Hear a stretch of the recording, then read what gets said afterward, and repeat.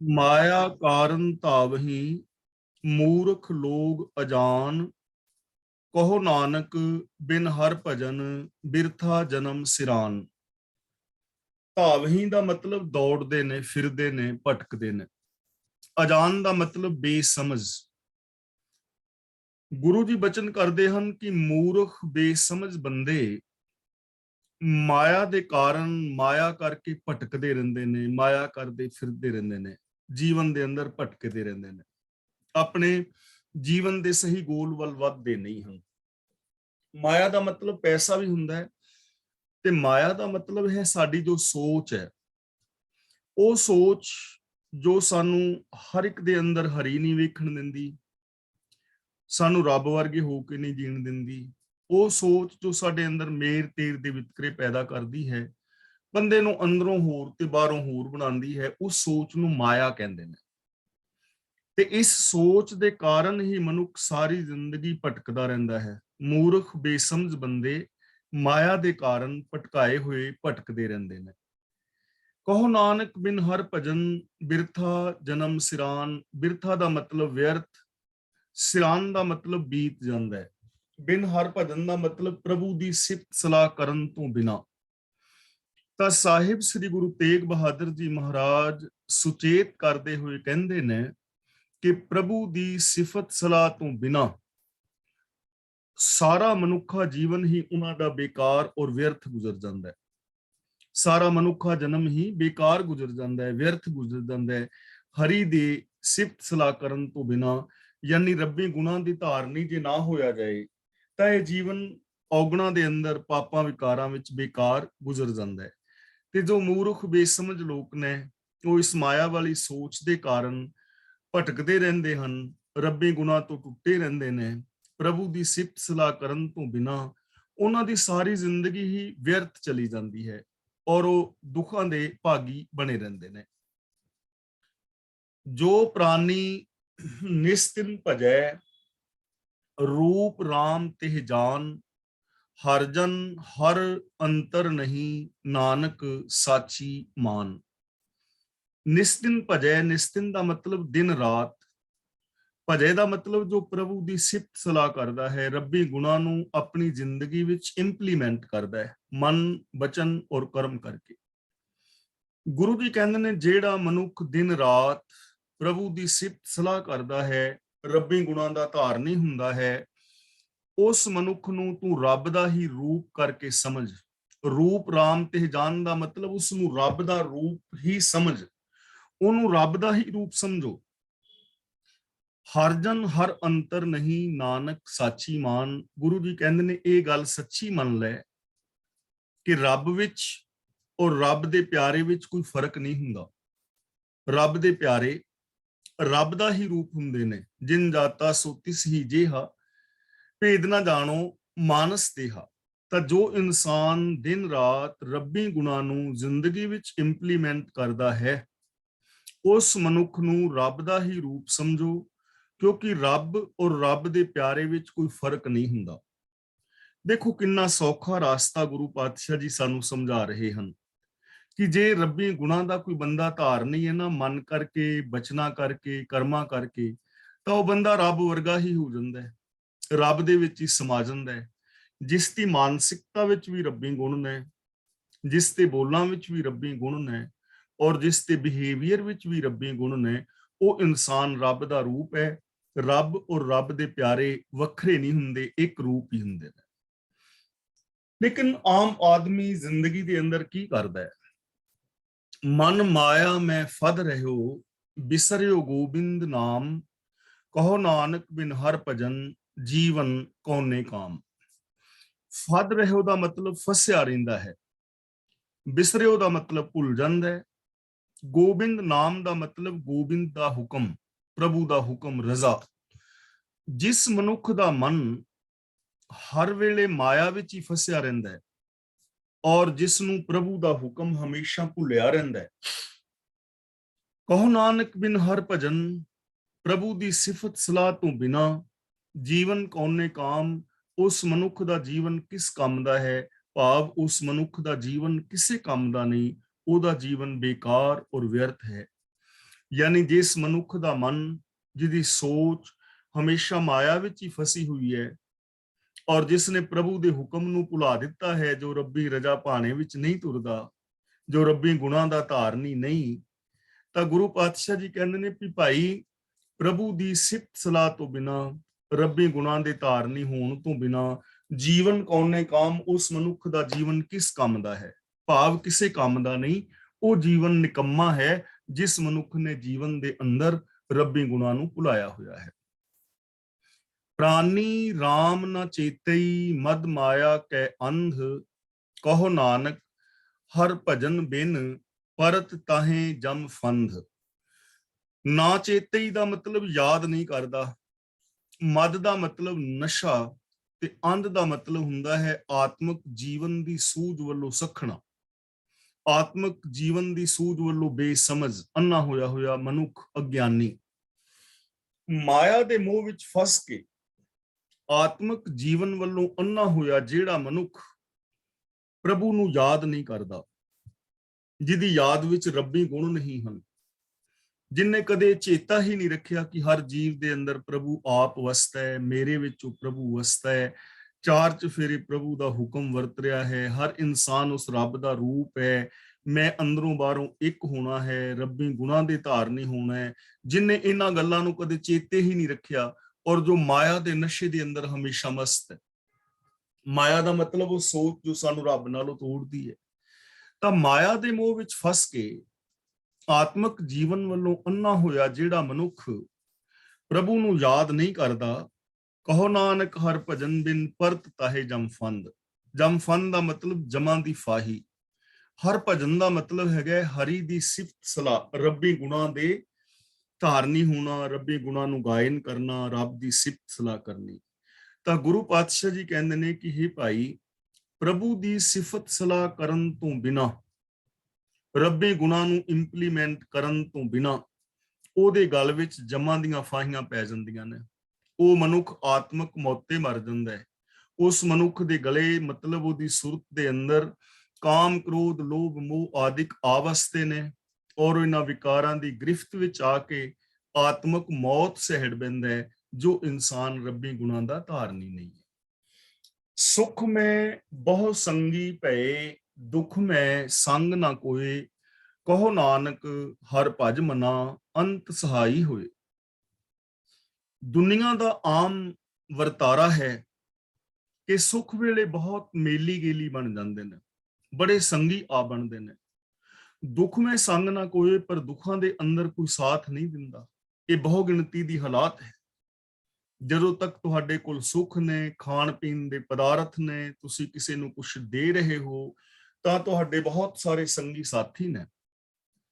ਪਰ ਜਦੋਂ ਕਿਸੇ ਦੇ ਉੱਤੇ ਮੁਸੀਬਤ ਆ ਬਣਦੀ ਹੈ, ਜਦੋਂ ਦੁੱਖ ਆ ਬਣਦੇ ਨੇ, ਉਦੋਂ ਕੋਈ ਵਿਰਲਾ ਵਾਂਝਾ ਕਿਸੇ ਦਾ ਸਾਥ ਨਿਭਾਉਂਦਾ ਹੈ। ਦੁੱਖਾਂ ਦੇ ਅੰਦਰ ਆਮ ਲੋਕ ਸਾਥ ਛੱਡ ਜਾਂਦੇ ਨੇ। ਆਮ ਕਰਕੇ ਘਰਾਂ ਵਿੱਚ ਵੀ, ਚੌਗਿਰਦੇ ਸਮਾਜ ਵਿੱਚ ਵੀ ਵੇਖਦੇ ਹਾਂ ਕਿ ਕਿਵੇਂ ਬਜ਼ੁਰਗਾਂ ਨੇ ਮਿਹਨਤ ਕਰ ਕਰਕੇ ਪ੍ਰਾਪਰਟੀ ਬਣਾਈ ਹੁੰਦੀ ਹੈ, ਬੱਚਿਆਂ ਨੂੰ ਚੰਗੀਆਂ ਨੌਕਰੀਆਂ ਤੇ ਚੰਗੇ ਮਰਾਤਬਾਂ ਤੱਕ ਪਹੁੰਚਾਇਆ ਹੁੰਦਾ ਹੈ। ਪਰ ਚੰਗੇ ਭਲੇ ਘਰਾਂ ਦੇ ਬਜ਼ੁਰਗ ਬਿਰਧ ਆਸ਼ਰਮਾਂ ਦੇ ਵਿੱਚ ਵੇਖੇ ਜਾ ਸਕਦੇ ਨੇ। ਜਦੋਂ ਸਮਾਂ ਆਇਆ ਸੰਭਾਲਣ ਦਾ, ਉਦੋਂ ਬਹੁਤੇ ਲੋਕ ਕਈ ਵਾਰੀ ਆਪਣੇ ਮਾਂ-ਬਾਪ ਨੂੰ ਨਹੀਂ ਸੰਭਾਲ ਪਾਉਂਦੇ। ਕਈ ਵਾਰ ਐਸਾ ਹੁੰਦਾ ਹੈ ਕਿ ਕੁਝ ਲੋਕ ਦਿਮਾਗੀ ਤੌਰ ਤੇ ਜਾਂ ਕਿਸੇ ਤਰ੍ਹਾਂ ਅਪਾਹਿਜ ਹੋ ਗਏ ਜਾਂ ਹੱਥਾਂ ਪੈਰਾਂ ਕਰਕੇ, ਤਾਂ ਉਹਨਾਂ ਬੱਚਿਆਂ ਨੂੰ ਵੀ ਲੋਕ ਅਨਾਥ ਆਸ਼ਰਮ ਵਿੱਚ ਛੱਡ ਆਉਂਦੇ ਨੇ। ਐਸੀਆਂ ਹਾਲਾਤਾਂ ਅਸੀਂ ਚਾਰ ਚੁਫੇਰੇ ਦੇਖਦੇ ਹਾਂ। ਆਮ ਕਰਕੇ ਦੇਖਦੇ ਹਾਂ ਕਿ ਜੋ ਅਮੀਰ ਲੋਕ ਨੇ ਉਹਨਾਂ ਦੇ ਨਾਲ ਵਰਤਣ ਵਾਲੇ ਬਹੁਤ ਨੇ, ਲੇਕਿਨ ਜੋ ਗਰੀਬ ਨੇ ਉਹਨਾਂ ਦੇ ਨਾਲ ਵਰਤੋਂ ਭਾਜੀ ਵੀ ਲੋਕਾਂ ਦੀ ਘਟ ਜਾਂਦੀ ਹੈ। ਗੁਰੂ ਜੀ ਨੇ ਪਾਵਨ ਬਾਣੀ ਵਿੱਚ ਵੀ ਵਚਨ ਕੀਤਾ ਹੈ, ਨਿਰਧਨ ਆਦਰ ਕੋਈ ਨਾ ਦੇ, ਲਾਖ ਯਤਨ ਕਰੇ ਉਚਿਤ ਨਾ ਧਰੇ। ਜੋ ਸਰਧਨ ਨਿਰਧਨ ਕਹਿ ਜਾਏ, ਦਿया आदर लिया बुलाए, जो निर्धन सरधन कह जाए, आगे बैठा पीठ फिराए। ऐसी हालात आम समाज ਦੇ ਅੰਦਰ ਹੁੰਦੀ ਹੈ। ਤਾਂ ਗੁਰੂ ਜੀ ਕਹਿੰਦੇ ਨੇ ਦੁਨੀਆ ਦੇ ਅੰਦਰ ਤਾਂ ਸੁੱਖਾਂ ਵੇਲੇ ਅਨੇਕਾਂ ਮੇਲੀ ਗੇਲੀ ਬਣ ਜਾਂਦੇ ਨੇ, ਪਰ ਦੁੱਖਾਂ ਦੇ ਅੰਦਰ ਸਾਥ ਲੋਕ ਨਹੀਂ ਦਿੰਦੇ। ਇਸ ਲਈ ਗੁਰੂ ਪਾਤਸ਼ਾਹ ਜੀ ਕਹਿੰਦੇ ਨੇ, ਕਹੋ ਨਾਨਕ ਹਰ ਭਜ ਮਨਾ ਅੰਤ ਸਹਾਈ ਹੋਏ। ਅੰਤ ਦਾ ਮਤਲਬ ਅਖੀਰ ਨੂੰ, ਕਿ ਹੇ ਨਾਨਕ ਆਖ ਕਿ ਹੇ ਮੇਰੇ ਮਨ, ਪ੍ਰਭੂ ਦੀ ਸਿਫਤ ਸਲਾਹ ਹਮੇਸ਼ਾ ਕਰਦਾ ਰਹੋ, ਰੱਬੀ ਗੁਣਾਂ ਦਾ ਹਮੇਸ਼ਾ ਧਾਰਨੀ ਰਹੋ। ਆਖਿਰ ਰੱਬ ਸਹਾਇਕ ਬਣਦਾ ਹੈ, ਰੱਬੀ ਗੁਣ ਹਮੇਸ਼ਾ ਸਹਾਇਕ ਬਣਦੇ ਨੇ। ਤੇਰੇ ਆਤਮਿਕ ਜੀਵਨ ਵਿੱਚ ਸਹਾਇਤਾ ਮਿਲੇਗੀ ਸਿਰਫ ਔਰ ਸਿਰਫ ਰੱਬੀ ਗੁਣਾਂ ਤੋਂ। ਗੁਰੂ ਜੀ ਨੇ ਬੜੇ ਪਿਆਰ ਨਾਲ ਸਮਝਾਇਆ ਹੈ ਕਿ ਜਿਸ ਜੀਵਨ ਸਫਰ ਦੇ ਅੰਦਰ ਤੂੰ ਇਕੱਲਾ ਹੈ, ਜੇ ਤੂੰ ਰੱਬੀ ਗੁਣਾਂ ਦਾ ਧਾਰਨੀ ਤਾਂ ਰੱਬੀ ਗੁਣ ਤੇਰੇ ਜੀਵਨ ਸਫਰ ਦੇ ਅੰਦਰ ਸਹਾਇਕ ਨੇ। ਜਿਸ ਜੀਵਨ ਸਫਰ ਦੇ ਅੰਦਰ ਵਿਕਾਰਾਂ ਦੀ ਬੜੀ ਤਪਸ਼ ਹੈ, ਬੜੀ ਘਾਮ ਹੈ, ਉੱਥੇ ਪ੍ਰਭੂ ਦੇ ਗੁਣਾਂ ਦੀ ਤੇਰੇ ਉੱਤੇ ਸ਼ਾਂਤੀ ਭਰੀ ਛਾਂ ਹੋਵੇਗੀ। ਜਿਸ ਜੀਵਨ ਸਫਰ ਦੇ ਅੰਦਰ ਤੇਰਾ ਕੋਈ ਜਾਣੂ ਪਛਾਣੂ ਨਹੀਂ ਹੈ, ਰੱਬੀ ਗੁਣਾਂ ਦਾ ਜੇ ਤੂੰ ਧਾਰਨੀ ਹੋਏਗਾ ਤਾਂ ਇਹ ਤੇਰੀ ਪਹਿਚਾਨ ਬਣਨਗੇ। ਰੱਬੀ ਗੁਣ ਤੇਰੇ ਆਤਮਿਕ ਜੀਵਨ ਵਿੱਚ ਸਹਾਇਕ ਹੋਣਗੇ। ਇਹ ਗੁਣ ਤੈਨੂੰ ਕਦੇ ਵੀ ਛੱਡ ਕੇ ਜਾਣਗੇ ਨਹੀਂ, ਇਹ ਤੇਰੇ ਸਹਾਇਕ ਨੇ ਆਤਮਿਕ ਜੀਵਨ ਵਿੱਚ।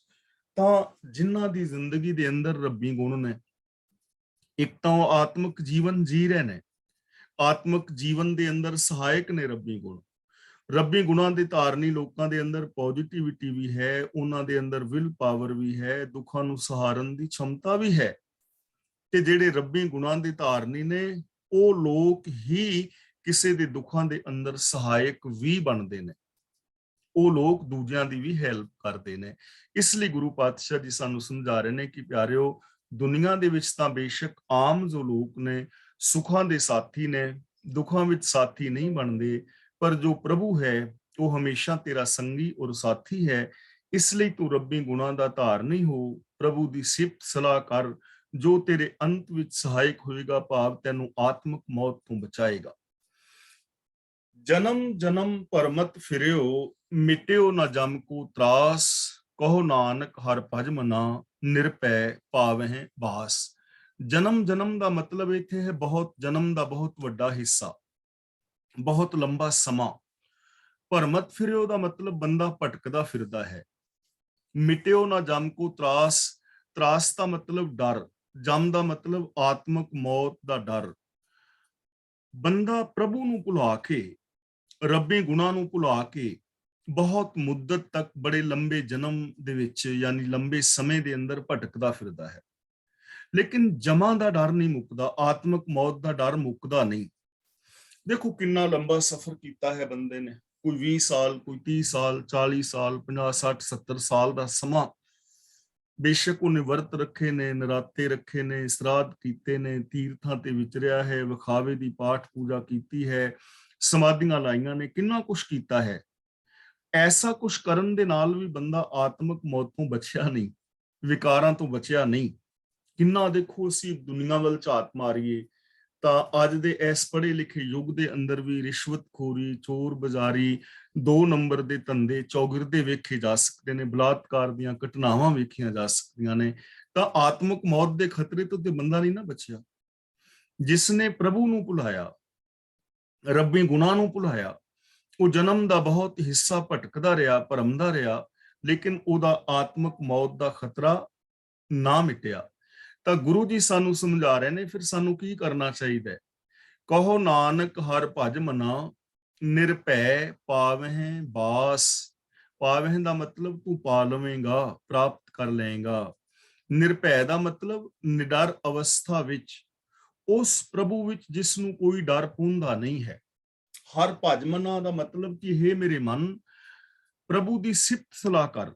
ਸਿਫਤ ਸਲਾਹ ਦਾ ਮਤਲਬ ਰੱਬੀ ਗੁਣਾਂ ਦਾ ਧਾਰਨੀ ਹੋ, ਰੱਬੀ ਗੁਣਾਂ ਨੂੰ ਆਪਣੀ ਜ਼ਿੰਦਗੀ ਵਿੱਚ ਇੰਪਲੀਮੈਂਟ ਕਰ। ਤਾਂ ਗੁਰੂ ਜੀ ਕਹਿੰਦੇ ਨੇ, ਹੇ ਭਾਈ, ਹੇ ਮੇਰੇ ਮਨ, ਪ੍ਰਭੂ ਦੀ ਸਿਫਤ ਸਲਾਹ ਕਰਦਾ ਰਹੋ।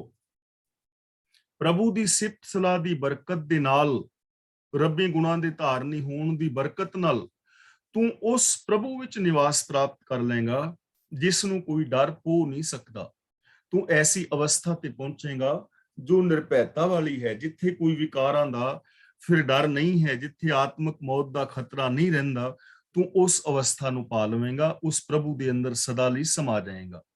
ਤਾਂ ਅਸੀਂ ਵੀ ਜੇ ਇਸ ਭਟਕਣਾ ਤੋਂ ਬਚਣਾ ਚਾਹੁੰਦੇ ਹਾਂ ਤਾਂ ਸਾਨੂੰ ਰੱਬੀ ਗੁਣਾਂ ਦੇ ਧਾਰਨੀ ਹੋਣਾ ਚਾਹੀਦਾ ਹੈ ਔਰ ਰੱਬੀ ਗੁਣਾਂ ਨੂੰ ਆਪਣੀ ਜ਼ਿੰਦਗੀ ਵਿੱਚ ਇੰਪਲੀਮੈਂਟ ਕਰਨਾ ਚਾਹੀਦਾ ਹੈ।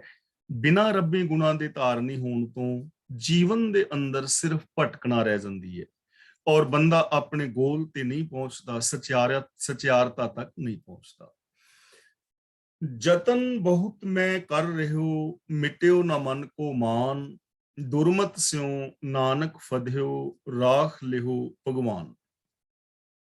जतन बहुत मैं कर रहे हो कि मैं बहुत यतन कीते ने। मन को मान दा मतलब मन दा हंकार, मिट्यो ना नहीं मिटिया। गुरु जी कहते ने मैं अनेकां होर यतन कर चुका हाँ, पर उन्हां यतनां दे नाल मन दा मान नहीं मिटिया, मन अंदरों हंकार नहीं गया। कितने सारे लोग ने जो इनफीरियोरिटी कॉम्पलैक्स के नाल फसे हुए ने, इनफीरियोरिटी कॉम्पलैक्स का शिकार ने। कितने सारे लोग ने जो सुपरियोरिटी कॉम्पलैक्स का शिकार ने। किन्ने लोग ने जो ईगो के अंदर अपनी जिंदगी बर्बाद कर रहे ने। ईगो ने, निके निके हंकारा ने साडी जिंदगी नूं तबाह कीता है, चाहे वो साडे रिश्तियां नातियां विच तरेड़ां पईयां ने, मित्रता विच दरारां पईयां ने। इंसान इंसान तो दूर होया है, इंसान ने इंसान दीयां भावनावां दा कतल कीता है, जां बंदा अपनी ही ईगो और हंकार दी अग दे अंदर हर वेले तड़फदा फिरदा है। मिटिया नहीं ईमान। इन्हें यतन बड़े कीते ने। वो यतन किहड़े ने? जिन्ने भी कर्म कांड ने वो सारे यतन ने।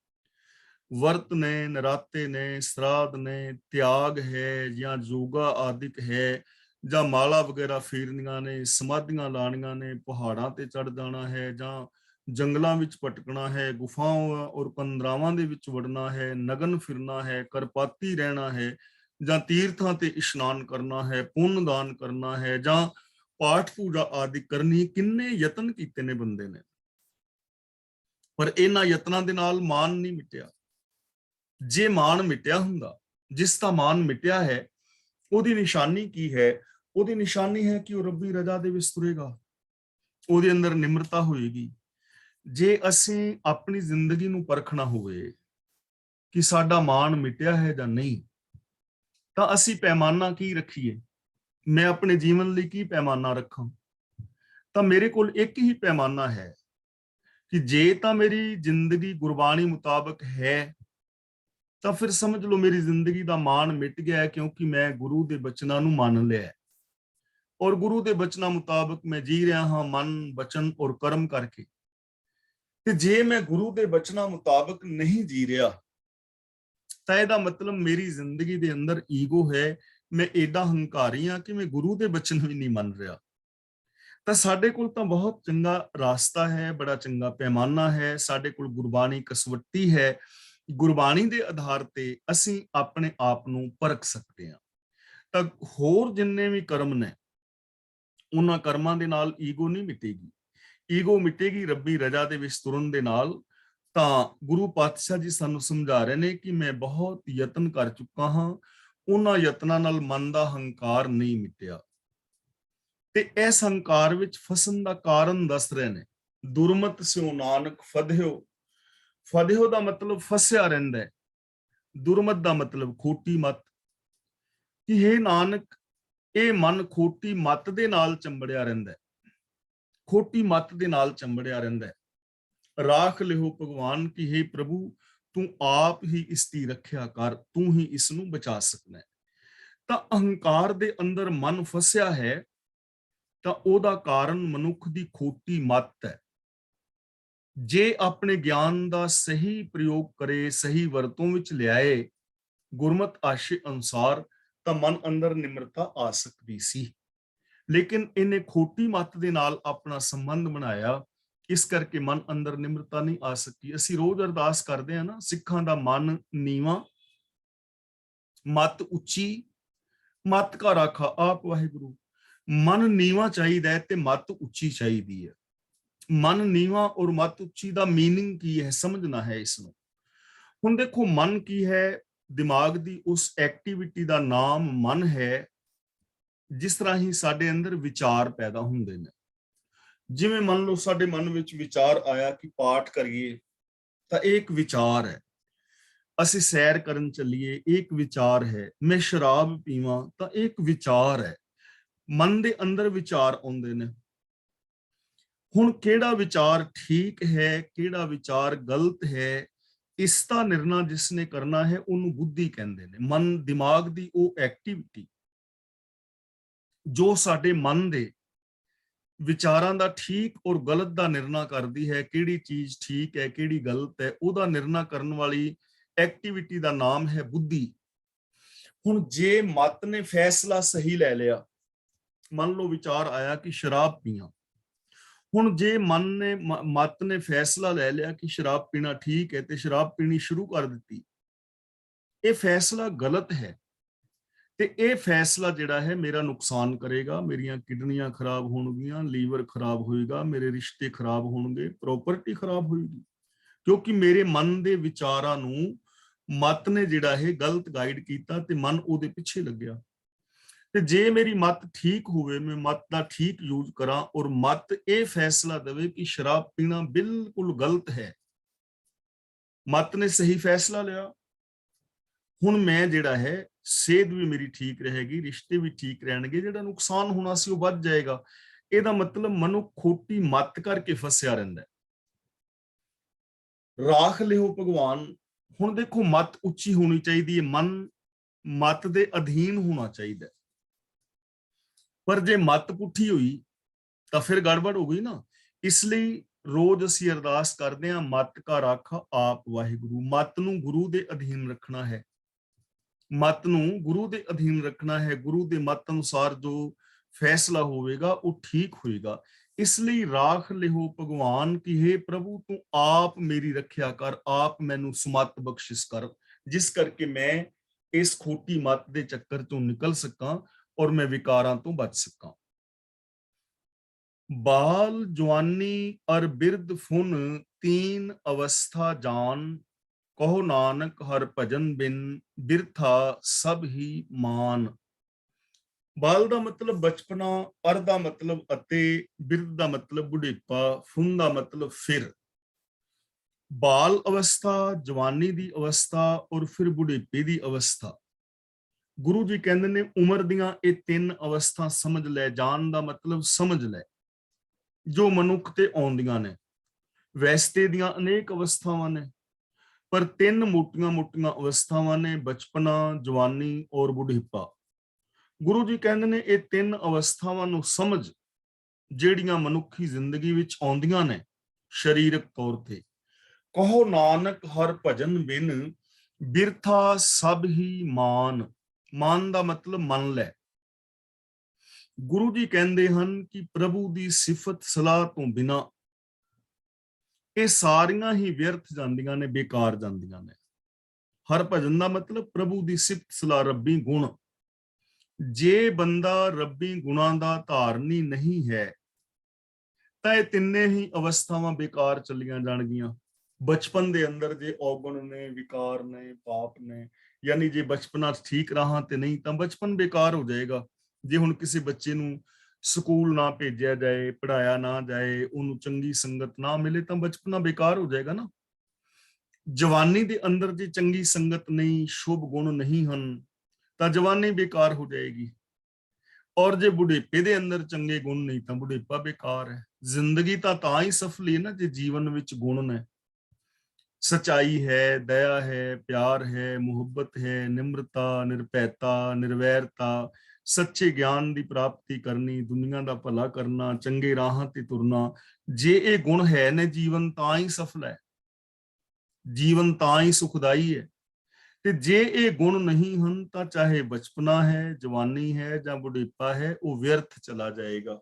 ਤਾਂ ਗੁਰੂ ਪਾਤਸ਼ਾਹ ਜੀ ਕਹਿੰਦੇ ਨੇ ਭਲਿਆ ਤਿੰਨ ਅਵਸਥਾਵਾਂ ਸਰੀਰ ਤੇ ਆਉਂਦੀਆਂ ਨੇ, ਤਿੰਨੇ ਹੀ ਅਵਸਥਾਵਾਂ ਸਫਲੀਆਂ ਤਾਂ ਨੇ ਜੇ ਰੱਬੀ ਗੁਣਾਂ ਦੇ ਨਾਲ ਜੁੜਿਆ ਜਾਏ।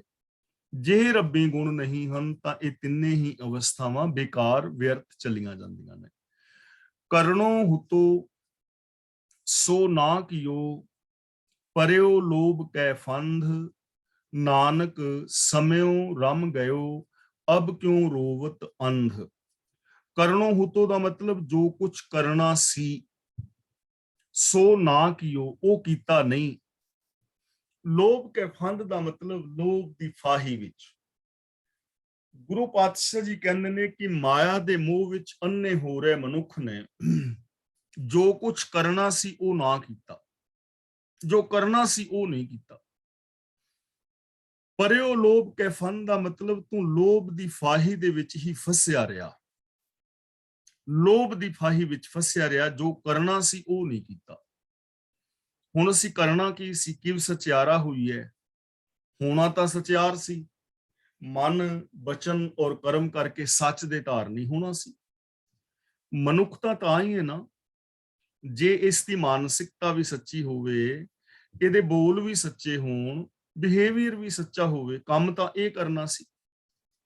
ਲੇਕਿਨ ਜੇ ਬੰਦਾ ਲੋਭ ਦੇ ਅਧੀਨ ਸੱਚ ਨੂੰ ਛੱਡ ਦੇਵੇ ਔਰ ਸੱਚ ਨੂੰ ਛੱਡ ਕੇ ਫਿਰ ਹੋਰ ਕਰਮ ਕਰਨੇ ਸ਼ੁਰੂ ਕਰ ਦੇਵੇ, ਦੇਖੋ ਜਿੱਥੇ ਲੋਭ ਗ੍ਰਸਤ ਮਨੁੱਖ ਨੇ ਸੱਚ ਨੂੰ ਛੱਡਿਆ ਤਾਂ ਸੱਚ ਨੂੰ ਛੱਡਦਿਆਂ ਹੀ ਸਾਰੀਆਂ ਸਮੱਸਿਆਵਾਂ ਪੈਦਾ ਹੋ ਗਈਆਂ। ਗੁਰੂ ਜੀ ਦਾ ਪਾਵਨ ਬਚਨ ਹੈ ਨਾ ਕਿ ਕੂੜ ਅਮਾਵਸ ਸੱਚ ਚੰਦਰਮਾ ਦੀਸੈ ਨਾਹੀ, ਕਹਿ ਚੜਿਆ ਸਰਮ ਧਰਮ ਦੋ ਛੱਪ ਖਲੋਏ, ਕੂੜ ਫਿਰੈ ਪ੍ਰਧਾਨਵੇ ਲਾ ਲੋ।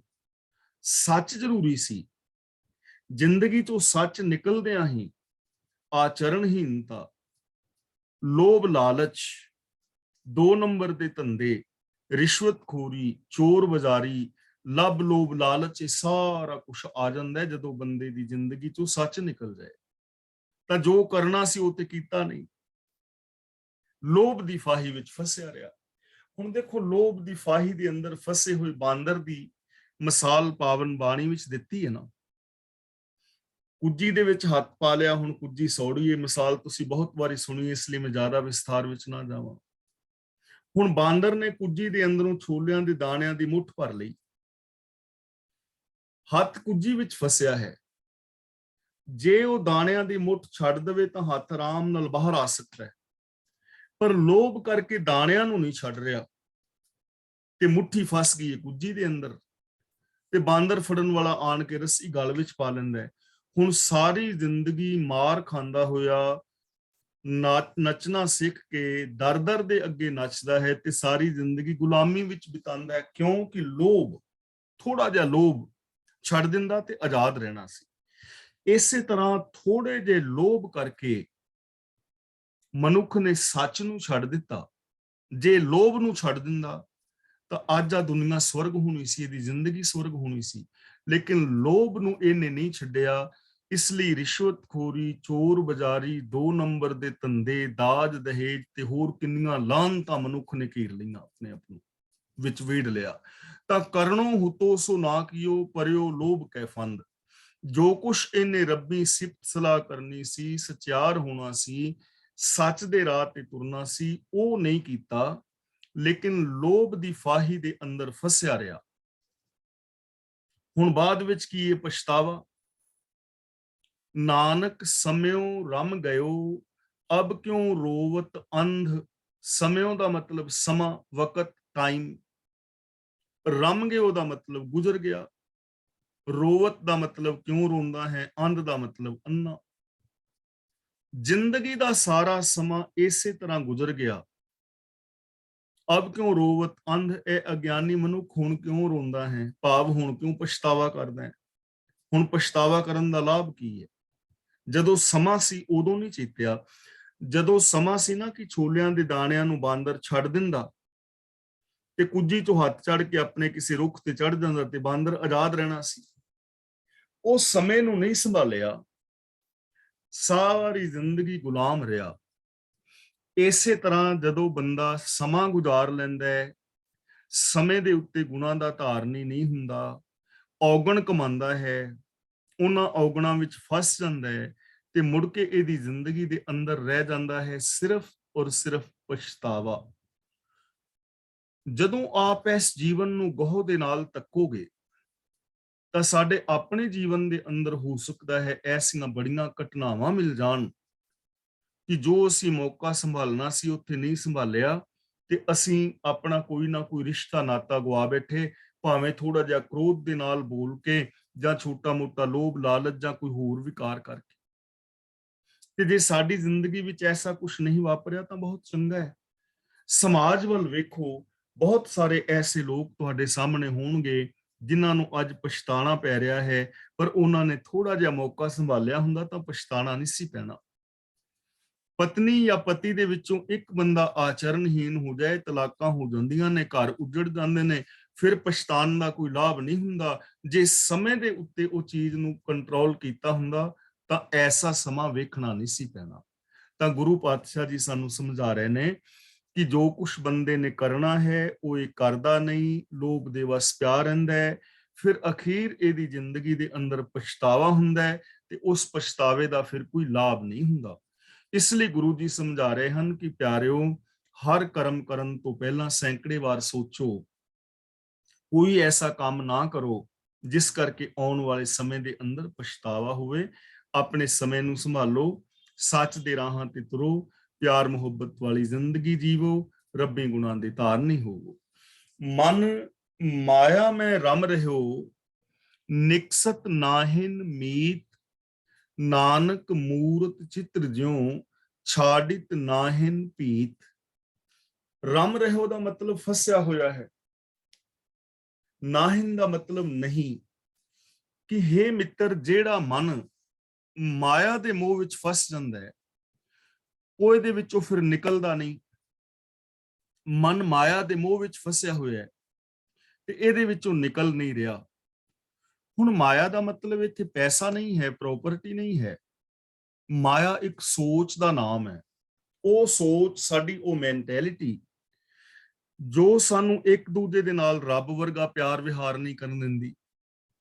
ਸਾਡੀ ਉਹ ਸੋਚ ਜੋ ਸਾਨੂੰ ਅੰਦਰੋਂ ਬਾਹਰੋਂ ਇੱਕ ਨਹੀਂ ਹੋਣ ਦਿੰਦੀ, ਕਥਨੀ ਕਰਨੀ ਦੇ ਪੂਰੇ ਨਹੀਂ ਹੋਣ ਦਿੰਦੀ। ਸਾਡੀ ਉਹ ਸੋਚ ਬੰਦਿਆਂ ਦੀ ਜੋ ਮੇਰ ਤੇਰ ਦੇ ਵਿਤਕਰੇ ਪੈਦਾ ਕਰਦੀ ਹੈ। ਇਹ ਸੋਚ ਦੇ ਅੰਦਰ ਬੰਦਾ ਫਸਿਆ ਹੋਇਆ ਹੈ ਤੇ ਇਸ ਸੋਚ ਦੇ ਵਿੱਚੋਂ ਮਨ ਨਿਕਲ ਨਹੀਂ ਰਿਹਾ। ਐਸੀ ਸੋਚ ਹੀ ਬੰਦੇ ਨੂੰ ਕਰਪਸ਼ਨ ਵਾਸਤੇ ਪ੍ਰੇਰਦੀ ਹੈ। ਐਸੀ ਸੋਚ ਕਰਕੇ ਹੀ ਬੰਦਾ ਰਿਸ਼ਵਤਖੋਰੀ ਵਿੱਚ ਫਸਦਾ ਹੈ। ਐਸੀ ਸੋਚ ਕਰਕੇ ਹੀ ਬੰਦੇ ਦੀਆਂ ਦੁਸ਼ਮਣੀਆਂ ਪੈਦਾ ਹੁੰਦੀਆਂ ਨੇ, ਧੋਖੇ ਧੜੀਆਂ ਪੈਦਾ ਹੁੰਦੀਆਂ ਨੇ। ਤੇ ਮਨ ਜਿਹੜਾ ਹੈ ਇਹ ਸੋਚ ਦੇ ਅੰਦਰ ਫਸਿਆ। ਮਨ ਮਾਇਆ ਮੈਂ ਰਮ ਰਹਿਓ, ਇਹਦੇ ਅੰਦਰ ਖਚਤ ਹੈ, ਨਿਕਲ ਨਹੀਂ ਰਿਹਾ। ਇਹ ਸੋਚ ਨੂੰ ਲੋਕ ਛੱਡਣ ਲਈ ਤਿਆਰ ਨਹੀਂ। ਹੈਰਾਨ ਹੋਵੋਗੇ ਤੁਸੀਂ, ਕਿੰਨੇ ਧਰਮ ਨੇ ਲੋਕ ਇਸ ਦੁਨੀਆ ਵਿੱਚ। 4300 ਦੇ ਕਰੀਬ ਜਦੋਂ ਅਸੀਂ ਗੂਗਲ ਤੇ ਸਰਚ ਕਰਦੇ ਹਾਂ, 4300 ਧਰਮ ਨੇ।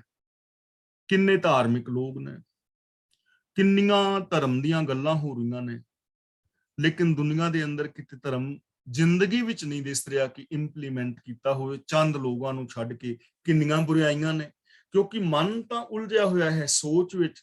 ਜ਼ਬਾਨ ਨਾਲ ਬੰਦਾ ਗੱਲਾਂ ਜਿੰਨੀਆਂ ਮਰਜ਼ੀ ਕਰੀ ਜਾਏ, ਉਹਦੇ ਨਾਲ ਕੀ ਫਰਕ ਪੈਂਦਾ? ਗੱਲ ਤਾਂ ਸੋਚ ਬਦਲਣ ਦੀ ਹੈ। ਤਾਂ ਗੁਰੂ ਜੀ ਕਹਿੰਦੇ ਨੇ, ਮਨ ਮਾਇਆ ਦੇ ਅੰਦਰ ਉਲਝਿਆ ਹੋਇਆ ਹੈ। ਹੇ ਮਿੱਤਰ, ਇਹ ਮਨ ਨਿਕਲਦਾ ਨਹੀਂ। ਤੇ ਕਿਵੇਂ? ਨਾਨਕ ਮੂਰਤ ਚਿੱਤਰ ਜਿਉ, ਛਾੜਿਤ ਨਾਹਿਨ ਭੀਤ। ਮੂਰਤ ਚਿੱਤਰ, ਮੂਰਤ ਦਾ ਮਤਲਬ ਹੈ ਤਸਵੀਰ। ਵੈਸੇ ਮੂਰਤ ਦੇ 4-5 ਅਰਥ ਹੋਰ ਵੀ ਨੇ, ਜਿਵੇਂ ਅਕਾਲ ਮੂਰਤ, ਉੱਥੇ ਮੂਰਤ ਦਾ ਮੀਨਿੰਗ ਹੈਗਾ ਹਸਤੀ। ਜਿਵੇਂ ਮਹਾਦਿਵਸ ਮੂਰਤ ਭਲੇ, ਉੱਥੇ ਮੂਰਤ ਦਾ ਮੀਨਿੰਗ ਹੈ ਮਹੂਰਤ, 2 ਘੜੀਆਂ। ਗੁਰ ਕੀ ਮੂਰਤ ਮਨ ਮਹਿ ਧਿਆਨ, ਉੱਥੇ ਮੂਰਤ ਦਾ ਮੀਨਿੰਗ ਹੈਗਾ ਸਿੱਖਿਆ, ਕਿ ਗੁਰੂ ਦੀ ਸਿੱਖਿਆ ਦਾ ਮਨ ਅੰਦਰ ਧਿਆਨ ਕਰੋ। ਪਾਖਣ ਗੜ ਕੇ ਮੂਰਤ ਕੀਨੀ, ਉੱਥੇ ਮੂਰਤ ਦਾ ਮੀਨਿੰਗ ਹੈ ਪੱਥਰ ਦੀ ਮੂਰਤੀ। ਭਾਈ ਗੁਰਦਾਸ ਜੀ ਕਹਿੰਦੇ ਨੇ, ਗੁਰ ਮੂਰਤ ਗੁਰ ਸ਼ਬਦ ਹੈ, ਉੱਥੇ ਮੂਰਤ ਦਾ ਮਤਲਬ ਹੈ ਗੁਰੂ ਦਾ ਅਸਲੀ ਸਰੂਪ। ਤੇ ਇੱਥੇ ਮੂਰਤ ਦਾ ਮੀਨਿੰਗ ਹੈ ਜੋ ਦੀਵਾਰ ਦੇ ਅੰਦਰ ਲੇਕਿਆ ਹੋਇਆ ਚਿੱਤਰ ਹੈ। ਸੀਮੈਂਟ ਵਗੈਰਾ ਬਣਾ ਕੇ ਉੱਤੇ ਤਸਵੀਰ ਨਹੀਂ ਬਣਾ ਦਿੰਦੇ, ਹੁਣ ਉਹ ਸੀਮੈਂਟ ਦੇ ਅੰਦਰ, ਦੀਵਾਰ ਦੇ ਅੰਦਰ ਲੀਕੀ ਹੋਈ ਹੈ ਤੇ ਉਹ ਦੀਵਾਰ ਨੂੰ ਛੱਡਦੀ ਨਹੀਂ। ਜਿਵੇਂ ਕੰਧ ਉੱਤੇ ਕਿਸੇ ਮੂਰਤੀ ਦਾ ਲੀਕਿਆ ਹੋਇਆ ਰੂਪ ਕੰਧ ਨੂੰ ਛੱਡਦਾ ਨਹੀਂ, ਉਹ ਕੰਧ ਦੇ ਨਾਲ ਹੀ ਚਿੰਬੜਿਆ ਹੋਇਆ ਹੈ, ਕੰਧ ਵਿੱਚ ਇੱਕਮਿਕ ਹੋਇਆ ਪਿਆ ਹੈ। ਐਵੇਂ ਬੰਦੇ ਦਾ ਮਨ ਇਸ ਮਾਇਆ ਵਾਲੀ ਸੋਚ ਨੂੰ ਛੱਡਦਾ ਨਹੀਂ, ਉਹਦੇ ਅੰਦਰ ਹਮੇਸ਼ਾ ਫਸਿਆ ਰਹਿੰਦਾ ਹੈ। ਇਹੀ ਮਨੁੱਖ ਦੀ ਪ੍ਰੋਬਲਮ ਹੈ। ਜੇ ਮਨੁੱਖ ਇਸ ਪ੍ਰੋਬਲਮ ਨੂੰ ਸੋਲਵ ਕਰ ਲਵੇ, ਇਸ ਮਾਇਆ ਵਾਲੀ ਸੋਚ ਦੇ ਅੰਦਰੋਂ ਬਾਹਰ ਆ ਜਾਏ, ਤਾਂ ਇਹ ਮਨੁੱਖ ਰੱਬ ਵਰਗਾ ਹੈ। ਜ਼ਰੂਰਤ ਇਸ ਪਾਸੇ ਧਿਆਨ ਦੇਣ ਦੀ ਹੈ। ਨਰ ਚਾਹਤ ਕਛ ਔਰ, ਔਰੇ ਕੀ ਔਰੇ ਪਈ, ਚਿਤਵਤ ਰਹਿਓ ਠਗੌਰ, ਨਾਨਕ ਫਾਸੀ ਗਲ ਭਰੀ। ਨਰ ਚਾਹਤ ਕੁਛ ਔਰ ਦਾ ਮਤਲਬ ਕਿ ਬੰਦਾ ਕੁਛ ਹੋਰ ਚਾਹੁੰਦਾ ਹੈ, ਮਾਇਆ ਦੇ ਮੋਹ ਵਿੱਚ ਫਸ ਕੇ, ਰੱਬੀ ਗੁਣਾਂ ਦੇ ਨਾਲੋਂ ਟੁੱਟ ਕੇ ਬੰਦਾ ਕੁਛ ਹੋਰ ਚਾਹੁੰਦਾ ਹੈ। ਯਾਨੀ ਰੱਬੀ ਗੁਣਾਂ ਦਾ ਧਾਰਨੀ ਨਹੀਂ ਹੋਣਾ ਚਾਹੁੰਦਾ, ਸਗੋਂ ਕਾਮ, ਕ੍ਰੋਧ, ਲੋਭ, ਮੋਹ, ਹੰਕਾਰ ਦੇ ਵਿੱਚੋਂ ਹੀ ਇਹ ਸੁੱਖ ਲੱਭਣਾ ਚਾਹੁੰਦਾ ਹੈ। ਇਹਨਾਂ ਵਿਕਾਰਾਂ ਦੇ ਵਿੱਚ ਖਚਤ ਹੋਣਾ ਹੀ ਲੋਚਦਾ ਰਹਿੰਦਾ, ਕੁਛ ਹੋਰ ਚਾਹੁੰਦਾ ਹੈ, ਹੋਰ ਸੋਚਦਾ ਹੈ। ਰੱਬੀ ਰਜ਼ਾ ਦੀ ਬਜਾਏ ਉਲਟ ਚੱਲ ਕੇ ਚੱਲਣਾ ਜੀਣਾ ਚਾਹੁੰਦਾ ਹੈ। ਗੁਣਾਂ ਦੀ ਬਜਾਏ ਔਗਣਾਂ ਵਾਲਾ ਜੀਵਨ ਧਾਰਨੀ ਹੋ ਕੇ ਔਗਣਾਂ ਵਾਲੇ ਜੀਵਨ ਦਾ ਉਹਦੇ ਵਿੱਚੋਂ ਸੁੱਖ ਲੱਭਣ ਦਾ ਯਤਨ ਕਰਦਾ ਹੈ। ਤਾਂ ਮਾਇਆ ਦੇ ਮੋਹ ਵਿੱਚ ਫਸ ਕੇ ਮਨੁੱਖ ਰੱਬੀ ਗੁਣਾਂ ਦੇ ਧਾਰਨੀ ਹੋਣ ਦੀ ਥਾਂ ਕੁਝ ਹੋਰ ਚਾਹੁੰਦਾ ਹੈ, ਭਾਵ ਮਾਇਆ ਹੀ ਮਾਇਆ ਮੰਗਦਾ ਹੈ, ਮਾਇਆ ਵਾਲੀ ਸੋਚ ਵਿੱਚ ਹੀ ਫਸਿਆ ਰਹਿੰਦਾ ਹੈ। ਔਰੇ ਕੀ ਔਰੇ ਭਈ, ਲੇਕਿਨ ਰੱਬੀ ਰਜ਼ਾ ਦੇ ਅੰਦਰ ਹੋਰ ਦਾ ਕੁਝ ਹੋਰ ਹੀ ਹੋ ਜਾਂਦਾ ਹੈ। ਇਹ ਕੁਝ ਹੋਰ ਚਾਹੁੰਦਾ ਹੈ ਤੇ ਹੋ ਕੁਝ ਹੋਰ ਜਾਂਦਾ ਹੈ, ਚਾਹੁੰਦਾ ਕੁਝ ਹੋਰ ਹੈ, ਹੋ ਕੁਝ ਹੋਰ ਜਾਂਦਾ ਹੈ। ਉਹ ਕੀ ਹੋ ਜਾਂਦਾ ਹੈ, ਅਗਲੀ ਪੰਕਤੀ ਵਿੱਚ ਦੱਸ ਰਹੇ ਨੇ, ਚਿਤਵਤ ਰਹਿਓ ਠਗੌਰ। ਚਿਤਵਤ ਰਹਿਓ ਦਾ ਮਤਲਬ ਬੰਦਾ ਸੋਚਦਾ ਰਹਿੰਦਾ ਹੈ। ਠਗੌਰ ਦਾ ਮਤਲਬ ਠਗਮੂਰੀ ਬੂਟੀ, ਠਗੀਆਂ ਮਾਰਨੀਆਂ, ਦੂਜਿਆਂ ਨੂੰ ਠੱਗਣਾ। ਫਾਂਸੀ ਗਲ ਪਰੀ ਦਾ ਮਤਲਬ ਫਾਹੀ ਆਪਣੇ ਗਲ ਵਿੱਚ ਪੈ ਜਾਂਦੀ ਹੈ। ਮਨੁੱਖ ਸੋਚਦਾ ਕੁਝ ਹੋਰ ਹੈ, ਹੋ ਕੁਝ ਰੱਬੀ ਰਜ਼ਾ ਵਿੱਚ ਹੋਰ ਜਾਂਦਾ ਹੈ। ਮਨੁੱਖ ਹੋਰਨਾਂ ਨੂੰ ਠੱਗੀਆਂ ਦੀਆਂ ਸੋਚਾਂ ਸੋਚਦਾ ਰਹਿੰਦਾ ਹੈ, ਲੋਕਾਂ ਨੂੰ ਠੱਗਣ ਦੀਆਂ ਸੋਚਾਂ ਸੋਚਦਾ ਹੈ, ਪਰ ਇਹਦੇ ਆਪਣੇ ਜੀਵਨ ਦੇ ਅੰਦਰ ਆਤਮਕ ਮੌਤ ਦੀ ਫਾਹੀ ਇਹਦੇ ਗਲ ਵਿੱਚ ਪੈ ਜਾਂਦੀ ਹੈ ਔਰ ਆਪ ਹੀ ਆਤਮਕ ਮੌਤ ਤੇ ਮਰ ਜਾਂਦਾ ਹੈ। ਦੂਜਿਆਂ ਨੂੰ ਠੱਗਦਾ ਠੱਗਦਾ ਇਹ ਆਪ ਹੀ ਠੱਗਿਆ ਜਾਂਦਾ ਹੈ। ਕੁਝ ਹੋਰ ਸੋਚਿਆ, ਹੋ ਕੁਝ ਹੋਰ ਗਿਆ।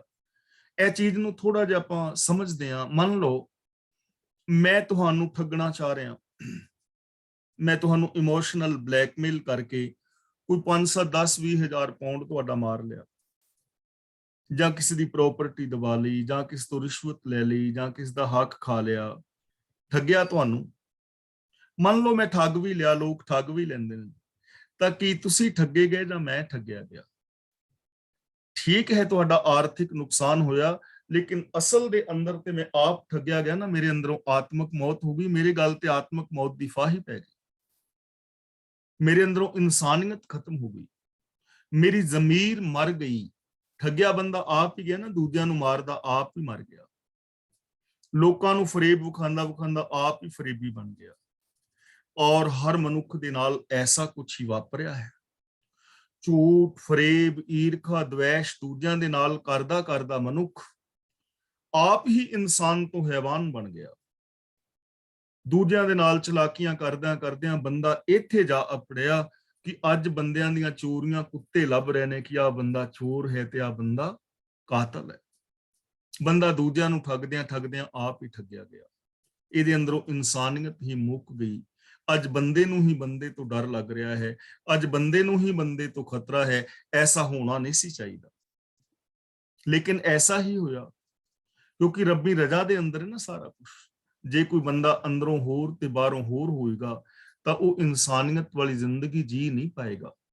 ਬੰਦਾ ਚਾਹੁੰਦਾ ਹੈ ਕਿ ਸ਼ਾਇਦ ਈਰਖਾ, ਦਵੇਸ਼, ਵੈਰ, ਵਿਰੋਧ ਦੇ ਵਿੱਚੋਂ ਮੈਨੂੰ ਸੁੱਖ ਔਰ ਸ਼ਾਂਤੀ ਮਿਲੇਗੀ, ਲੇਕਿਨ ਸੁੱਖ ਸ਼ਾਂਤੀ ਨਹੀਂ ਮਿਲਦੀ, ਸਗੋਂ ਦੁੱਖ ਔਰ ਅਸ਼ਾਂਤੀ ਮਿਲਦੀ ਹੈ। ਇਸ ਲਈ ਗੁਰੂ ਪਾਤਸ਼ਾਹ ਜੀ ਸਾਨੂੰ ਸਮਝਾ ਰਹੇ ਨੇ ਕਿ ਬੰਦਾ ਕੁਝ ਹੋਰ ਚਾਹੁੰਦਾ ਹੈ, ਲੇਕਿਨ ਰੱਬੀ ਰਜ਼ਾ ਦੇ ਅੰਦਰ ਕੁਝ ਹੋਰ ਹੁੰਦਾ ਹੈ। ਇਹ ਦੂਜਿਆਂ ਨੂੰ ਠੱਗਦਾ ਠੱਗਦਾ ਆਪਣੇ ਹੀ ਗਲ ਦੇ ਅੰਦਰ ਆਤਮਕ ਮੌਤ ਦੀ ਫਾਹੀ ਪਵਾ ਲੈਂਦਾ ਹੈ ਔਰ ਇਹ ਆਤਮਕ ਮੌਤ ਤੇ ਮਰ ਜਾਂਦਾ ਹੈ। जतन बहुत सुख के किए, दुख को कियो न कोए, कहो नानक सुन रे मना, हर भावै सो होए। गुरु जी कहते ने जीव भावें सुखां दी प्राप्ति वास्ते अनेकां यतन करदा रहिंदा है और दुखां वास्ते कोई यतन नहीं करदा। जिन्ने भी असीं इंसान हां, जो भी बंदा यतन कर रहा है वो सुखां लई कर रहा है कि मेरी जिंदगी विच सुख पैदा होवे।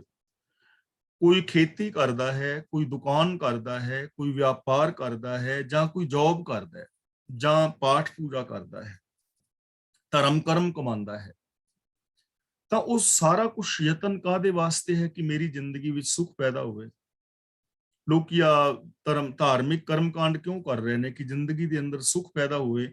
ਦੁਨੀਆ ਵਿੱਚ ਇੱਕ ਵੀ ਇਨਸਾਨ ਐਸਾ ਨਹੀਂ ਜੋ ਇਹ ਯਤਨ ਕਰ ਰਿਹਾ ਹੋਵੇ ਕਿ ਮੇਰੀ ਜ਼ਿੰਦਗੀ ਵਿੱਚ ਦੁੱਖ ਆ ਜਾਏ, ਕਿ ਮੈਂ ਚੀਜ਼ਾਂ ਤਾਂ ਖਾ ਰਿਹਾ ਕਿ ਮੈਨੂੰ ਕੈਂਸਰ ਹੋ ਜਾਏ, ਆ ਚੀਜ਼ਾਂ ਮੈਂ ਤਾਂ ਖਾ ਰਿਹਾ ਮੈਨੂੰ ਸ਼ੂਗਰ ਹੋ ਜਾਏ, ਮੈਂ ਇੱਥੇ ਸੜਕ ਤੇ ਤਾਂ ਪਿਆ ਲੰਮਾ ਕਿ ਮੇਰੇ ਲੱਤਾਂ ਦੇ ਉੱਤੋਂ ਟਰੱਕ ਲੰਘੇ ਤੇ ਮੇਰੀਆਂ ਲੱਤਾਂ ਕੁਚਲੀਆਂ ਜਾਣ। ਐਵੇਂ ਤੇ ਕੋਈ ਵੀ ਯਤਨ ਨਹੀਂ ਕਰ ਰਿਹਾ। ਹਰ ਇਨਸਾਨ ਸੁੱਖ ਵਾਸਤੇ ਯਤਨ ਕਰਦਾ ਹੈ, ਦੁੱਖ ਵਾਸਤੇ ਕੋਈ ਨਹੀਂ। ਪਰ ਗੁਰੂ ਪਾਤਸ਼ਾਹ ਜੀ ਸਾਨੂੰ ਸਮਝਾਉਂਦੇ ਨੇ, ਕਹੋ ਨਾਨਕ ਸੁਨ ਰੇ ਮਨਾ, ਹਰ ਭਾਵੈ ਸੋ ਹੋਏ, ਕਿ हे ਮੇਰੇ ਮਨ ਸੁਣ, ਹੁੰਦਾ ਉਹ ਕੁਛ ਹੈ ਜੋ ਰੱਬ ਨੂੰ ਭਾਉਂਦਾ ਹੈ। ਭਾਉਂਦਾ ਦਾ ਮਤਲਬ ਰੱਬ ਦਾ ਜੋ ਭਾਣਾ ਹੈ, ਰਜ਼ਾ ਹੈ, ਭਾਣਾ ਹੈ, ਹੁਕਮ ਹੈ, ਉਹ ਹੁੰਦਾ ਹੈ। ਯਤਨਾਂ ਦੇ ਨਾਲ ਕੁਝ ਨਹੀਂ ਹੋਵੇਗਾ। ਤਾਂ ਇਹਦਾ ਮਤਲਬ ਇਹ ਨਹੀਂ ਕਿ ਯਤਨ ਕਰਨੇ ਨਹੀਂ। ਅਸਲ ਦੇ ਅੰਦਰ ਜੇ ਯਤਨ ਹੀ ਗਲਤ ਕਰ ਰਹੇ ਹਾਂ ਤਾਂ ਉਹਦਾ ਰਿਜ਼ਲਟ ਵੀ ਗਲਤ ਨਿਕਲੇਗਾ। ਸੁੱਖ ਰੱਬੀ ਰਜ਼ਾ ਵਿੱਚ ਨੇ, ਦੁੱਖ ਵੀ ਰੱਬੀ ਰਜ਼ਾ ਵਿੱਚ ਨੇ। ਹੁਣ ਦੇਖੋ, ਆਪਨੇ ਮੰਨ ਲਓ ਕਿ ਇਥੋਂ ਸਾਊਥ ਹਾਲ ਤੋਂ ਗ੍ਰੇਵਜੈਂਡ ਨੂੰ ਜਾਣਾ ਹੈ, ਤਾਂ ਯਤਨ ਤੁਸੀਂ ਕਰ ਰਹੇ ਹੋ ਸਾਊਥ ਹਾਲ ਤੋਂ ਗ੍ਰੇਵਜੈਂਡ ਨੂੰ ਜਾਣ ਦਾ, ਲੇਕਿਨ ਗ੍ਰੇਵਜੈਂਡ ਪਹੁੰਚ ਨਹੀਂ ਰਹੇ। 1.5 ਘੰਟੇ ਦਾ ਰਾਹ ਹੈ, 3-4 ਘੰਟੇ ਹੋ ਗਏ ਚਲਦਿਆਂ, ਪਹੁੰਚ ਨਹੀਂ ਰਹੇ। ਯਤਨ ਕਰ ਰਹੇ ਹੋ ਪਰ ਪਹੁੰਚੇ ਨਹੀਂ। ਰੀਜ਼ਨ ਕੀ ਹੈ? ਕਿ ਕਾਰ ਤੁਸੀਂ ਬਰਮਿੰਗਮ ਵਾਲੀ ਸੜਕ ਵੱਲ ਚਲਾ ਰਹੇ ਹੋ, ਡਾਇਰੈਕਸ਼ਨ ਗਲਤ ਹੈ।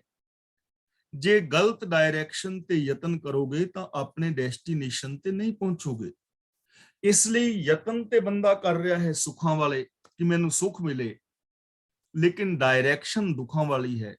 ਲੱਭ, ਲੋਭ, ਲਾਲਚ, ਐਸੇ ਕਰਮ ਕਰਕੇ ਤਾਂ ਜ਼ਿੰਦਗੀ ਵਿੱਚ ਕਦੇ ਵੀ ਸ਼ਾਂਤੀ ਨਹੀਂ ਆਉਣੀ। ਇਸ ਲਈ ਗੁਰੂ ਪਾਤਸ਼ਾਹ ਜੀ ਕਹਿੰਦੇ ਨੇ, ਪਿਆਰਿਓ ਸਾਡੇ ਯਤਨ ਗਲਤ ਨੇ। ਸਹੀ ਨਤੀਜਾ ਤਾਂ ਨਿਕਲੇਗਾ ਜੇ ਰੱਬੀ ਰਜ਼ਾ ਦੇ ਅੰਦਰ ਤੁਰਾਂਗੇ। ਯਤਨ ਸਹੀ ਡਾਇਰੈਕਸ਼ਨ ਵਿੱਚ ਹੋਣੇ ਚਾਹੀਦੇ ਨੇ। ਜੇ ਯਤਨ ਤੇ ਸੁੱਖਾਂ ਵਾਸਤੇ ਕਰਦੇ ਨੇ, ਦੁੱਖਾਂ ਵਾਸਤੇ ਕੋਈ ਯਤਨ ਨਹੀਂ ਕਰਦਾ, ਲੇਕਿਨ ਰੱਬੀ ਰਜ਼ਾ ਤੋਂ ਉਲਟ ਚੱਲ ਰਹੇ ਨੇ, ਤਾਂ ਜੀਵਨ ਅੰਦਰ ਕਦੇ ਸੁੱਖ ਪੈਦਾ ਨਹੀਂ ਹੋਏਗਾ। ਇਸ ਲਈ ਗੁਰੂ ਜੀ ਕਹਿੰਦੇ ਨੇ, ਹੇ ਮੇਰੇ ਮਨ, ਹੁੰਦਾ ਉਹ ਹੈ ਜੋ ਪ੍ਰਭੂ ਨੂੰ ਭਾਉਂਦਾ ਹੈ, ਯਾਨੀ ਸੁੱਖ ਰੱਬੀ ਰਜ਼ਾ ਵਿੱਚ ਚੱਲ ਕੇ ਹੀ ਮਾਣੇ ਜਾ ਸਕਦੇ ਹਨ। ਜਗਤ ਭਿਖਾਰੀ ਫਿਰਤ ਹੈ, ਸਭ ਕੋ ਦਾਤਾ ਰਾਮ, ਕਹੋ ਨਾਨਕ ਮਨ ਸਿਮਰ ਤਿਹ, ਪੂਰਨ ਹੋਵੇ ਕਾਮ। ਜਗਤ ਦਾ ਮਤਲਬ ਸਾਰਾ ਸੰਸਾਰ। ਜਗਤ ਭਿਖਾਰੀ ਫਿਰਤ ਹੈ, ਜਗਤ ਮੰਗਤਾ ਹੋ ਕੇ ਭਟਕਦਾ ਫਿਰਦਾ ਹੈ, ਪਰ ਇਹ ਚੇਤਾ ਨਹੀਂ ਰੱਖਦਾ ਕਿ ਸਭ ਕੋ ਦਾਤਾ ਰਾਮ, ਕਿ ਸਾਰਿਆਂ ਨੂੰ ਦਾਤਾਂ ਦੇਣ ਵਾਲਾ ਤੇ ਰਮਿਆ ਹੋਇਆ ਪ੍ਰਭੂ ਹੈ। ਉਹ ਤੇ ਹਰ ਥਾਂ ਦੇ ਉੱਤੇ ਰਮਿਆ ਹੋਇਆ ਹੈ, ਲੇਕਿਨ ਜਗਤ ਭਿਖਾਰੀ ਹੋ ਕੇ ਫਿਰ ਰਿਹਾ ਹੈ। ਉਹਨੂੰ ਇਹ ਸਮਝ ਹੀ ਨਹੀਂ ਕਿ ਸਾਰਿਆਂ ਜੀਵਾਂ ਨੂੰ ਦਾਤਾਂ ਦੇਣ ਵਾਲਾ ਰਮਿਆ ਹੋਇਆ ਪ੍ਰਭੂ ਹੈ। ਇਹ ਗੱਲ ਦੀ ਸਮਝ ਨਹੀਂ ਹੈ ਆਮ ਆਦਮੀ ਨੂੰ। ਔਰ ਹਕੀਕਤ ਹੈ ਕਿ ਦਾਤਾਂ ਸਾਰਿਆਂ ਨੂੰ ਬਰਾਬਰ ਮਿਲ ਰਹੀਆਂ ਨੇ। ਜਿਵੇਂ ਆਪਾਂ ਪਹਿਲਾਂ ਵੀ ਇਹ ਵਿਚਾਰ ਕਈ ਵਾਰ ਕੀਤੀ ਹੈ ਕਿ ਧਰਤੀ ਹੈ, ਸੂਰਜ ਹੈ, ਚੰਦਰਮਾ, ਗ੍ਰਹਿ, ਨਕਸ਼ਤਰ, ਤਾਰੇ, ਸਿਆਰੇ, ਸਿਤਾਰੇ ਸਾਰੇ ਸਾਂਝੇ ਤੇ ਹਨ। ਹਵਾ ਹੈ, ਪਾਣੀ ਹੈ, ਧਰਤੀ, ਸਾਨੂੰ ਸਾਰਿਆਂ ਨੂੰ ਬਰਾਬਰ ਹੀ ਤਾਂ ਮਿਲੀ ਹੋਈ ਹੈ। ਇੱਥੇ ਹਰ ਬੰਦੇ ਨੂੰ ਸਰੀਰ ਮਿਲਿਆ ਹੈ, ਅੱਖਾਂ ਮਿਲੀਆਂ ਨੇ, 24 ਘੰਟੇ ਮਿਲੇ ਨੇ, ਇੱਕੋ ਹੀ ਤੇ ਸਿਸਟਮ ਹੈ ਸਾਰੀ ਦੁਨੀਆ ਦੇ ਅੰਦਰ। ਫਿਰ ਹਰ ਇਨਸਾਨ ਦੇ ਅੰਦਰ ਪ੍ਰਭੂ ਨੇ ਸਤ, ਸੰਤੋਖ, ਦਇਆ, ਧਰਮ, ਧੀਰਜ ਆਦਿਕ ਗੁਣ ਰੱਖੇ ਨੇ। ਹਰ ਇੱਕ ਦੇ ਅੰਦਰ ਹਰ ਕਿਸਮ ਦੀ ਪੋਸੀਬਿਲਿਟੀ ਹੈ। ਹਰ ਸੁੱਖ ਦਾ ਸਾਧਨ ਇਸ ਦੁਨੀਆ ਵਿੱਚ ਮੌਜੂਦ ਹੈ। ਇਹ ਸਾਰਾ ਕੁਝ ਹੁੰਦਿਆਂ ਵੀ ਬੰਦਾ ਭਿਖਾਰੀ ਫਿਰਦਾ ਪਿਆ। ਦਾਤਾ ਤੇ ਇੱਕੋ ਹੀ ਹੈ। ਹੁਣ ਸਾਰਿਆਂ ਨੂੰ ਦਾਤਾਂ ਦੇਣ ਵਾਲਾ ਇੱਕ ਹੈ, ਦਾਤਾ ਮਹਾਨ ਹੈ, ਦਾਤਾਂ ਦਾ ਕੋਈ ਅੰਤ ਨਹੀਂ ਹੈ। ਤਾਂ ਪ੍ਰੋਬਲਮ ਕਿੱਥੇ ਆਈ, ਗੜਬੜ ਕਿੱਥੇ ਹੋਈ?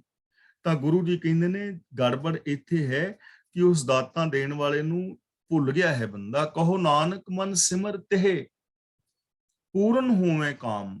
ਸਿਮਰ ਦਾ ਮਤਲਬ ਯਾਦ ਰੱਖ, ਰੱਬੀ ਸਿਫਤ ਸਲਾਹ ਕਰ ਕਿ हे ਮੇਰੇ ਮਨ, ਉਸ ਦਾਤਾਰ ਨੂੰ ਸਿਮਰ, ਯਾਨੀ ਉਹਦੇ ਗੁਣਾਂ ਨੂੰ ਯਾਦ ਰੱਖ। ਜਾਂ ਗੁਣਾਂ ਨੂੰ ਯਾਦ ਰੱਖਣ ਦਾ ਮਤਲਬ ਗੁਣਾਂ ਨੂੰ ਇੰਪਲੀਮੈਂਟ ਕਰ, ਉਹਦੀ ਰਜ਼ਾ ਦੇ ਅੰਦਰ ਤੁਰ।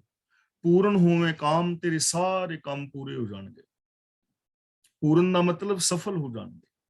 ਤੇਰੇ ਹਰ ਕੰਮ ਦੇ ਅੰਦਰੋਂ ਸੁੱਖ ਪੈਦਾ ਹੋਏਗਾ, ਤੈਨੂੰ ਸ਼ਾਂਤੀ ਮਿਲੇਗੀ। ਜੇ ਤੂੰ ਰੱਬੀ ਰਜ਼ਾ ਦੇ ਅੰਦਰ ਤੁਰੇ, ਰੱਬੀ ਭਾਣੇ ਦੇ ਅੰਦਰ ਤੁਰੇ, ਜੇ ਹੁਣ ਬੰਦਾ ਰੱਬੀ ਗੁਣਾਂ ਨੂੰ ਇੰਪਲੀਮੈਂਟ ਕਰੇ, ਸਤ ਸੰਤੋਖ ਦਇਆ ਧਰਮ ਆਦਿਕ ਨੂੰ, ਔਰ ਰੱਬੀ ਰਜ਼ਾ ਦੇ ਅੰਦਰ ਜੋ ਨਿਯਮਾਵਲੀ ਹੈ ਉਹਦੇ ਅੰਦਰ ਕੰਮ ਕਰੇ, ਤਾਂ ਕੰਮ ਸਿਰੇ ਚੜਨਗੇ, ਤਾਂ ਜ਼ਿੰਦਗੀ ਦੇ ਅੰਦਰ ਸ਼ਾਂਤੀ ਆਏਗੀ।